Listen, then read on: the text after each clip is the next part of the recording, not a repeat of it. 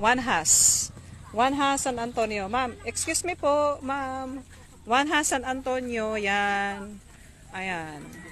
Maganda po siya. Sobrang ganda, mataas ang lugar. Wala pong no need masyadong tambakin. Para magtambak ka lang ng konti kasi may daan dyan. Ay, opo. Opo.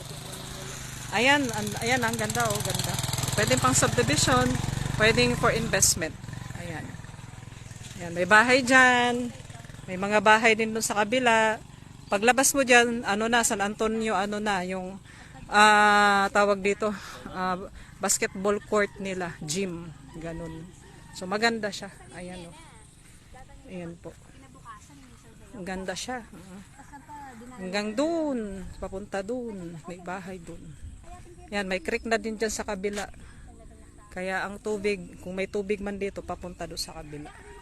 Kaya maganda siya. Okay.